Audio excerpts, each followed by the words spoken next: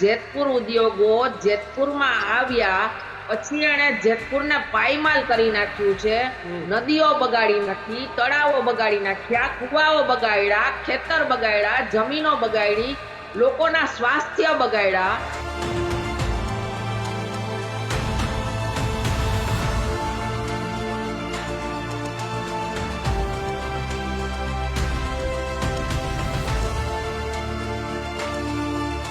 મનસુખ માંડવિયા એ આયાતી છે, એમાં શંકાને કોઈ સ્થાન નહીં। તો એમની આવનારી પેઢીનો તો પહેલા તો સવાલ આવી જશે કે ભાઈ આવનારી પેઢીને તો ફિશિંગ ઇન્ડસ્ટ્રી શું છે, તો ખાલી પેપર ઉપર જ વાંચી શકે। મનસુખભાઈનું સામાજિક કે રાજકીય કોઈ પણ પ્રકારનું વગ પણ નથી। ઓલરેડી 4-5 વર્ષથી પોરબંદર મંદીના કપરડામાં છે। જો દૂષિત પાણી પોરબંદરના સમુદ્રમાં, પોરબંદરના દરિયામાં આવશે તો સાગર ખેડૂની શું હાલત થશે? આપણે ફિશિંગ પદ્ધતિ છે એને દૂર સુધી એને ફિશિંગ કરવા જવું પડશે। ઉદ્યોગને તમે મોટો કરો, એમાં કોઈને કોઈ વાંધો નથી, ઉદ્યોગો મોટા થવા જોઈએ, પણ કોઈના વિનાશે નહીં, કોઈના વિનાશે નહીં। તમે કોઈનો વિકાસ કોઈના વિનાશે ના હોઈ શકે। આજે લોકો અહીંથી હિજરત કરી અને બીજા શહેરોમાં વસી રહ્યા છે। એટલે પવનભાઈ, સ્થિતિ એ છે કે કેટલી અસરો થશે કદાચ તમે પાણી આવી ગયું તો માછીમારોની હાલત કેવી થઈ જશે?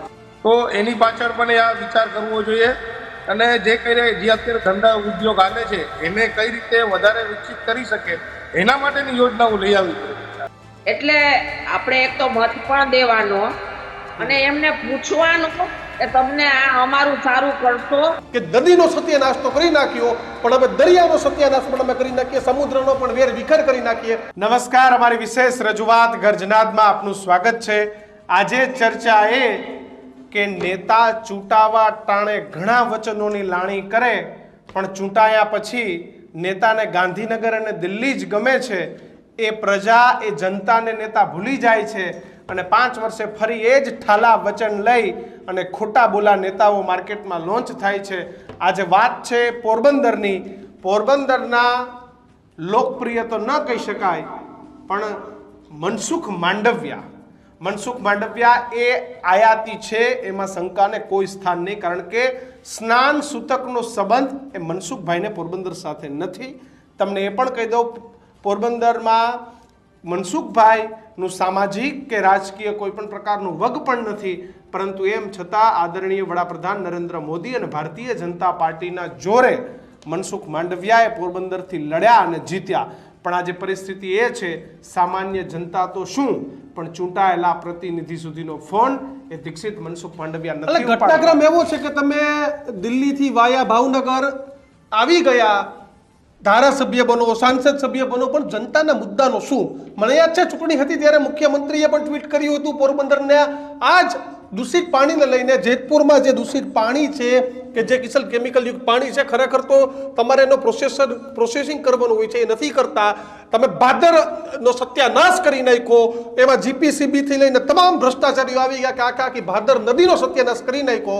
હવે નજર પડી છે પોરબંદરના દરિયામાં કે નદીનો સત્યાનાશ તો કરી નાખ્યો, પણ હવે દરિયાનો સત્યાનાશ પણ અમે કરી નાખીએ, સમુદ્રનો પણ વેર વિખેર કરી નાખીએ। એક એવી સ્કીમ છે કે જે કેમિકલ યુક્ત પાણી છે સીધું દરિયામાં છોડવા આવે। કિશન, વિચારવા જેવી વાત એ છે કે ખેડમાં પાણીની સમસ્યા આજે કેટલા વર્ષથી છે।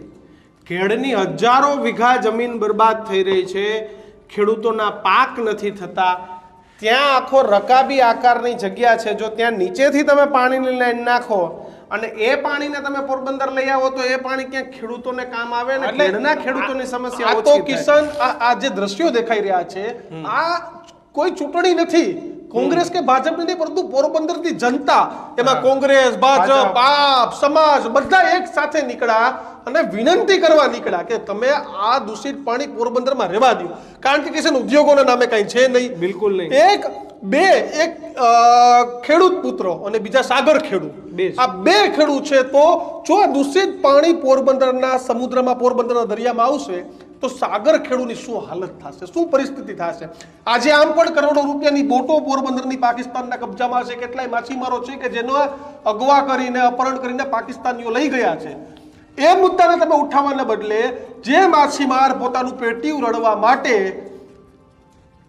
આ જે માછીમારી કરે છે એ ધંધા ઉપર પણ તમારી નજર પડી કે જેતપુરનો ઉદ્યોગને તમે મોટો કરો, એમાં કોઈને કોઈ વાંધો નથી, ઉદ્યોગો મોટા થવા જોઈએ, પણ કોઈના વિનાશે નહીં, કોઈના વિનાશે નહીં. તમે કોઈનો ગુજરાતનો વિકાસ પ્રકૃતિનો કોઈના વિનાશે ના હોઈ વિનાશ કરી શકે નાખો. મનસુખભાઈ. આજે આ અને અંતિમ તમે તો યાત્રા વચન નીકળી ગઈ. આપ્યા હતા, તમે વચન આપ્યું હતું કે હું કેન્દ્રમાં જઈશ, મંત્રી બનીશ, અને તમારી વાતોને હું કેન્દ્ર સરકાર અને લોકસભાના અને માધ્યમથી મુખ્યમંત્રીએ પણ કિશન એવું વચન આપ્યું હતું કે તમને વિશ્વાસમાં લીધા વગર કંઈ નહીં કરું, પણ સાહેબે પણ સાઇન કરી દીધી છે.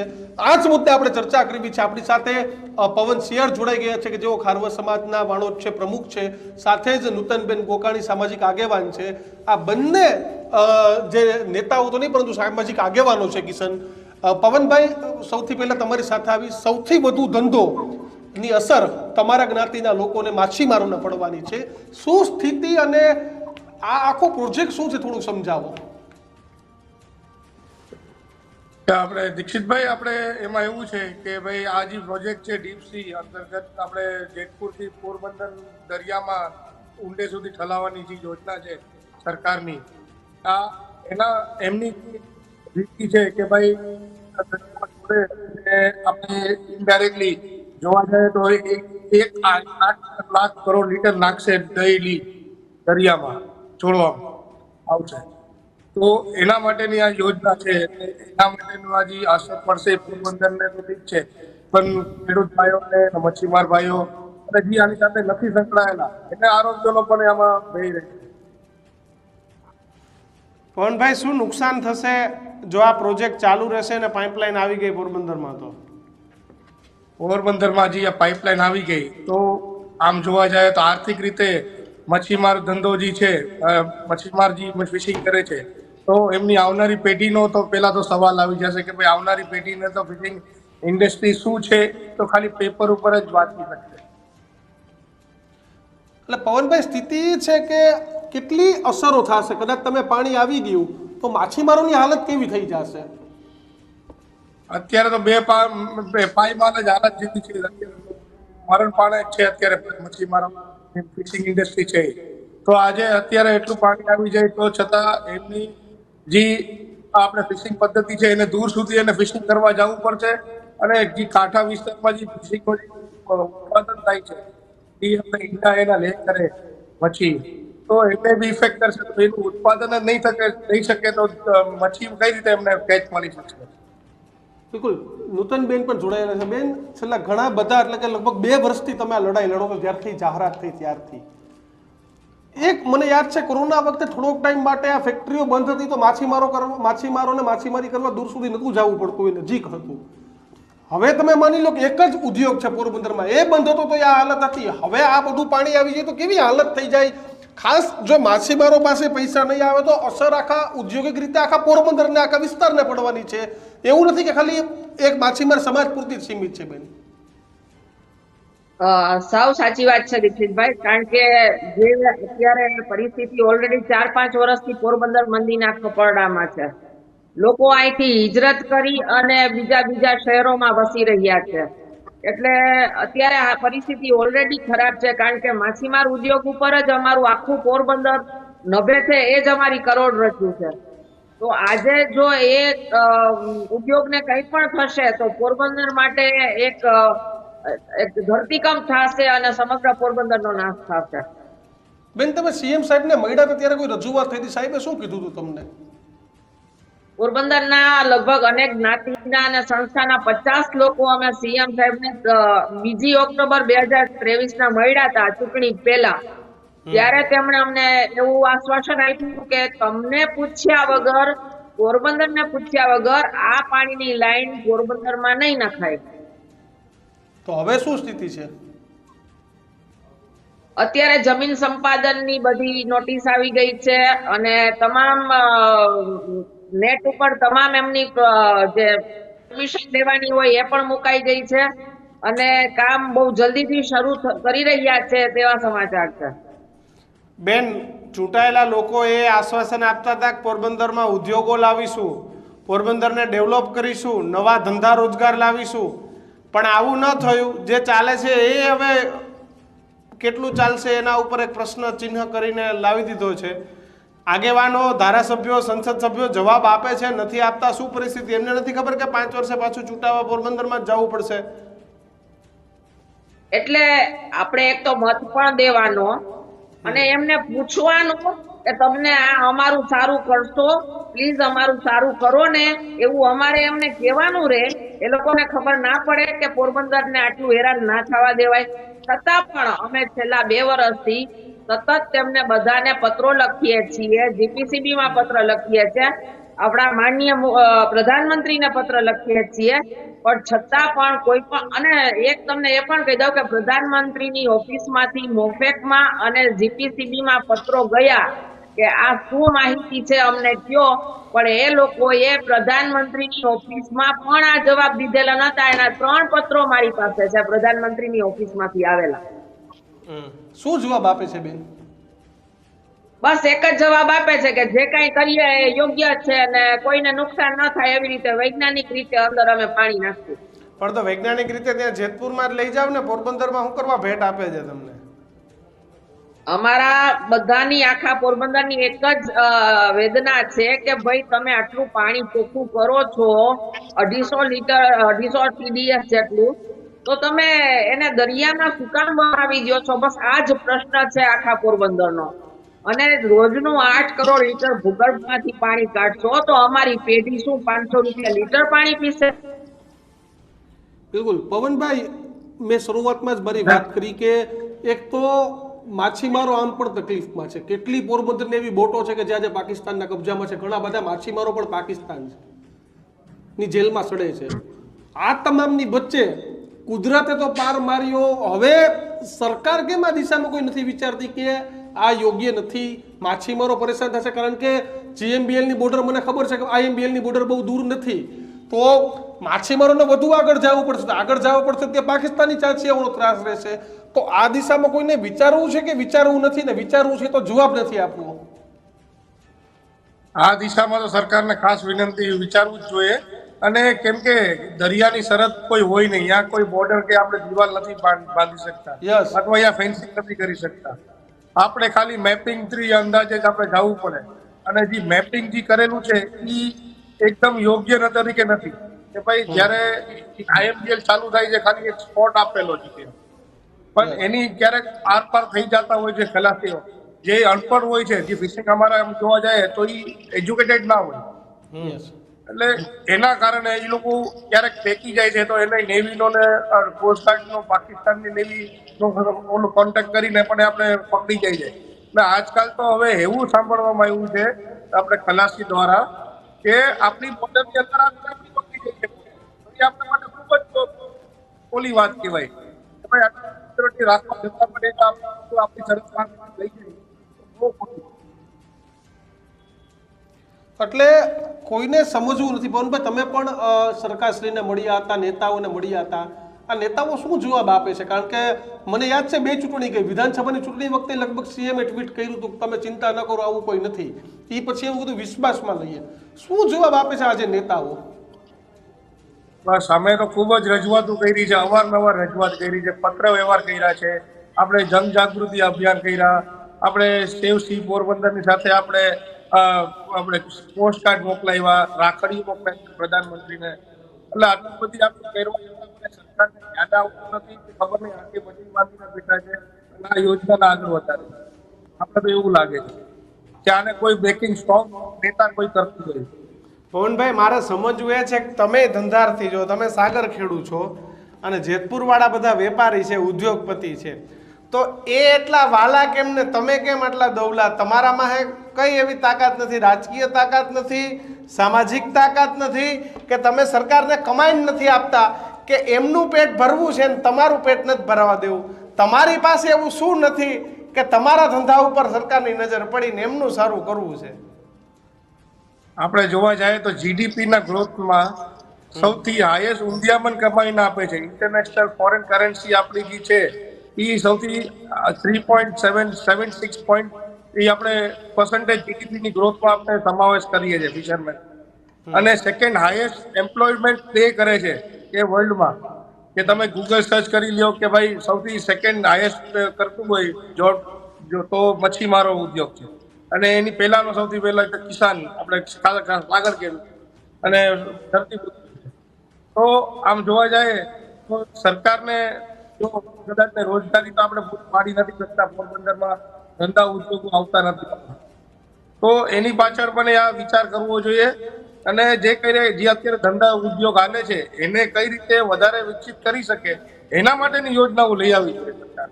અમારે ધંધાકીય રોજગાર કે ઇન્ડસ્ટ્રી અમારે કઈ વાંધો નથી, પણ એની સાથે એ લોકો જે યોજના લઈ આવ્યા છે એમાં નવી ટેકનોલોજી આવી ગઈ છે, એ નવી ટેકનોલોજીનો ઉપયોગ કરી અને એ સરકારને પ્રેઝન્ટ કરવું જોઈએ, તો આપણે એમાં યોગદાન કરી શકીએ. આજે બેને પણ એ કીધું કે 250 પાણી, તો આજે એની કરતા બોરનું પાણી વધારે ખરાબ કરીને આપણે વાપરીને આપણે પીએ છીએ. તો એને સમ બનાવી ને એને ત્યાં પૂરતું પાડી શકે ને રીયુઝ કરી શકે એવી યોજના લઈ આવી.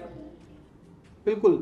નૂતનબેન, મનસુખ માંડવિયા ચૂંટણી લડવા આવ્યા ત્યારે ઘણા બધા વચનો આપ્યા હતા, વાત કરી હતી.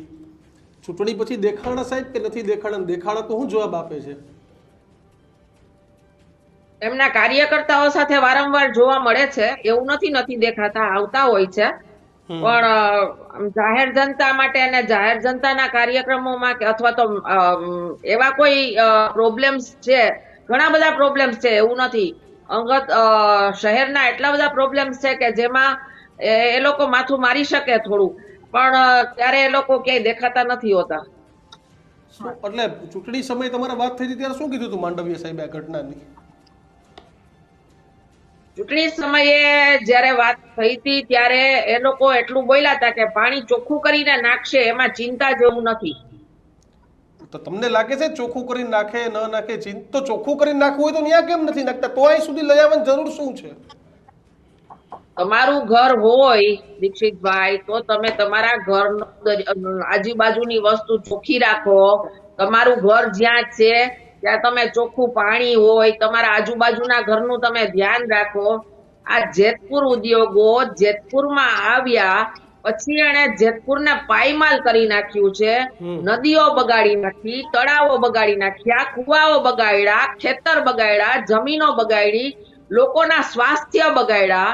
હવે 40 વર્ષ સુધી આટલી અમને high court, supreme court, NGT court અને એટલા બધા નોટિસો મળ્યા છે એ લોકોને, છતાં એ લોકો સુધરા નથી.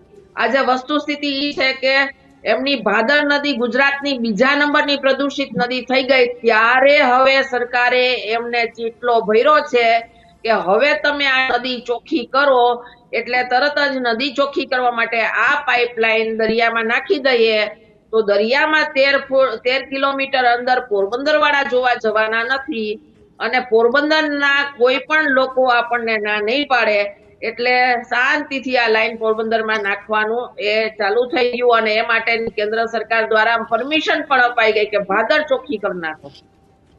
પોરબંદરનું જે થવું એ થાય.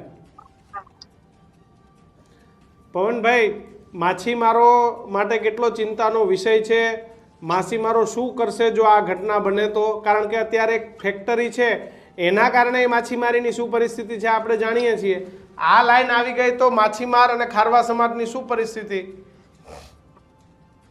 મચ્છીમારોની આમાં જોવા જાય તો પરિસ્થિતિ અત્યારે તો બેપાલ જ છે, બરાબર. દૂર સુધી માલ પકડવા જવો પડે છે, અને પેલા આપણે દોઢ બે દિવસમાં ફિશિંગ આવી જતી, પછી અઠવાડિયાના ફિશિંગ આવી જતી, પછી હવે અત્યારે જોવા જાય તો 15 દિવસની ઉપરની લાંબી ફિશિંગ થઈ ગઈ છે. તો 15 21 દિવસ ત્યાં ફિશિંગ કરવા જાય દરિયામાં અને એને કઈ સામે વળતર ન મળે, at the end of the day એ લોકો ખાલી ચક્કર મારીને આવે છે, દરિયાને ફરીને આવે છે, લોંગ ડ્રાઈવ મારી, બીજું કશું જ નથી. પવનભાઈ, કેવી રીતે લડત લડશો? ગાંધીનું ગામ છે પોરબંદર, લડત કેવી રીતે લડશો? અને હવે પછી શું તમે અંતિમ યાત્રા તો કાઢી, પછી અંતિમ યાત્રા પછી બેસણાનો એવો કાર્યક્રમ, એમ કહો અંતિમ યાત્રા તો કાઢી, હવે બેસણું યોજશો? બેસણું યોજનાનો પણ અમારે કાર્યક્રમ વિચાર છે, પણ એને કઈ રીતે અમે વિચાર એને અમલમાં લઈએ અને અમારે કઈ રીતે એને આગળ વધારવું છે, બેસણાનો પ્લાનિંગ કરશું અમે. અને એ પ્લાનિંગ એવી રીતે કરવું પડશે કે ભાઈ સમગ્ર પોરબંદર ફરજિયાત આવે. જેમ કે દીક્ષિતભાઈ, તમે પોરબંદર જોડાયેલા છો, તો આપણે ચોપાટીના ગ્રાઉન્ડ ઉપર આપણે છે આપણે સાર્વજનિક ગ્રાઉન્ડ, જ્યાં આપણે ગ્રાઉન્ડ ભરાઈ જાય તો પોરબંદરની જનતા ત્યાં આપણે શ્રદ્ધાંજલિ આપે એવો કાર્યક્રમ યોજવાની આપણે વિચાર છે આગળ. બરાબર છે બેન, શું રણનીતિ હવે પછીની? બસ હવે પત્રોનો મારો છે, ખેડૂત ભાઈઓ સાથે ઊભું રહેવાનું છે. અમારા માછીમાર ભાઈઓ, અમારા પવનભાઈ અને ખારવા સમાજ જે કોઈ પ્રોગ્રામ કરે એમાં સંપૂર્ણ સાથ આપશું અને એવા ઘણા કાર્યક્રમો કરવાના છે.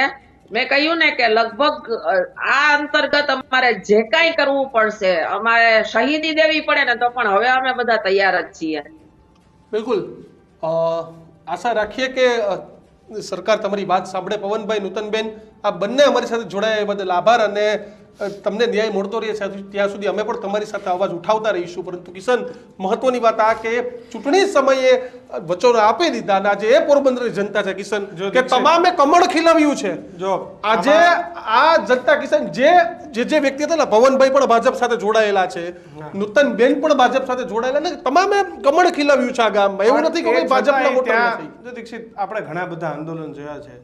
તને ખબર છે આજે નોર્થ ઇસ્ટ છે તો ત્યાં શું કરવા પ્રદૂષણ નથી આવ્યું? કારણ કે ત્યાંની જનતાએ જળ જમીનને જંગલને બચાવ્યા છે. ચીપકો આંદોલન થયું હતું કે વૃક્ષો કાપવા ગયા તો લોકોએ વૃક્ષો સાથે ચોંટી ગયા. એટલે આજે જમ્મુ કાશ્મીરથી લઈને આખો હિમાલયન દીક્ષિત એ બિલકુલ નેચરલ છે. પણ દુઃખ સાથે કહેવું પડે છે ગુજરાતમાં જંગલો કપાઈ રહ્યા છે, પાણી નષ્ટ થઈ રહ્યા છે. એનું કારણ છે નબળા રાજનેતાઓ. નેતાઓને પોતાના વોટની પડી છે, જનતાની નથી પડી.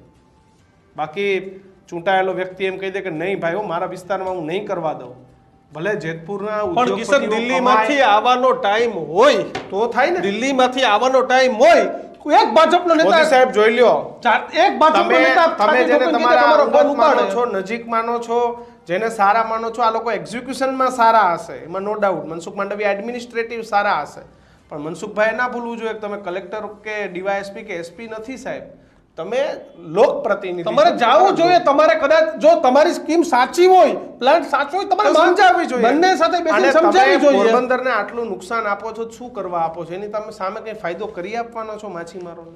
કઈ તમે આપી દેવાના છો? તમારે એમનું લૂંટી લેવું છે પણ એમને કઈ આપવું નથી ને એમને સ્કીમો આપી દેવી. અને ચૂંટણી લડતા હતા ત્યારે તો ઉદ્યોગો લઈ આવશું, મારે પોરબંદર આવું બનાવશું, સાહેબ વાત કરીશું. દીક્ષિત, મારે કેવું પડે, પોરબંદર, ગાંધીનું પોરબંદર, કોસ્ટલ પોરબંદર, સૌથી જૂનો પોરબંદર. દીક્ષિત, એરપોર્ટ છે પણ પ્લેન નથી, ફ્લાઇટ નથી.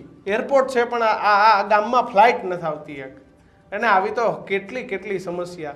ટ્રેનની ફ્રીક્વન્સી કઈ એની ગણતરીની, એક બે ધીમી ગાડીઓ આવે. આ ઓલી વંદે ભારત ટ્રેન જામનગર સુધી આવી, હા, પણ એ પોરબંદર નથી, પોરબંદર નથી જાતી. એટલે આવી તો 1000 અનેક સમસ્યાઓ.